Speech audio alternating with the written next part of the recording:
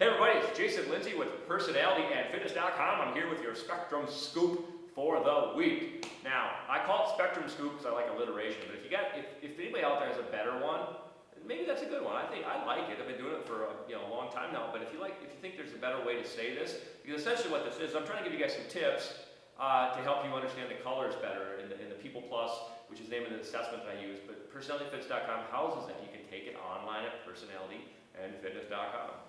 And in fact, you will get health and fitness tips and an ebook for $5.95. Cheap as shit. Now, if you don't want to pay $5.95, and I respect that if you don't, if you're just like, you know what, don't want to take that risk, money's tight or whatever, email me, I'll give you a promo code. I just want you to take the goddamn assessment, so go take it. Get health and fitness tips, get the ebook, which talks about more than just, the ebook's not fitness oriented, it's actually about stuff like I'm going to talk about here, coaching in color. This week I'm going to do orange, next week I'll do blue, or yellow, green, I'll get through all four colors in the next few weeks. But this one I'm going to talk about orange. So let me paint a picture here. You have you're a leader, you're a boss. Doesn't matter what company it is, and you have an employee who is primary orange. Only way you're going to know is to take the assessment at personalityfitness.com. But if you have a primary orange, what do you do differently to get the most out of that person compared to other colors? Well, let me say this. Oranges, what do we know about oranges?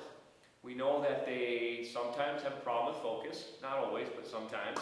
We know that they like a variety. They don't like to do the same thing. They like to move around. They're energetic. They're doers. They don't like, they can tendency to be a little impatient at times, depending again on the job. But I'm going to tell you one of the best ways to motivate and get buy-in and lead and coach at orange is to give them freedom. Do not fucking micromanage an orange. Now, we hear the term micromanage and we automatically think, you should never do it with anybody, and really, you probably shouldn't, but you certainly shouldn't do it with an orange. Give them freedom. One other tip I'm going to tell you with oranges, not all of them need this, but most of them do, is get them in the habit. Try to help them get in the habit of getting a notebook and pen and writing stuff down. Because they'll oftentimes have a lot of stuff going on, and if you want them to remember something, well, number one, get it in writing, maybe send an email. But I would coach them to write their ideas down, because oranges sometimes will have a tendency to not do that and they'll forget.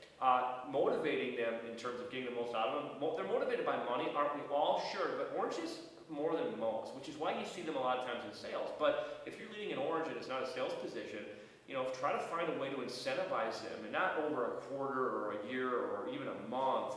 But I'm talking down to the week or the day, depending on the job. And you can always reach out to me, and I can give you some specific examples on your situation. Jason at jasonlinse.com or 612-310-1319. Don't expect oranges to follow a very rigid system. Again, this depends on the position that they're in. Obviously, sometimes you have to, but they like to do kind of things their own way, and you just kind of need to be there to help them stay focused. Motivate them with some, incentivize them with some monetary or whatever kind of rewards you can do, and let them know when they're doing a good job, and you should be good. So that's orange. That's how you coach it orange, and I'll get to next week. Let's go yellow. Until then, stay colorful.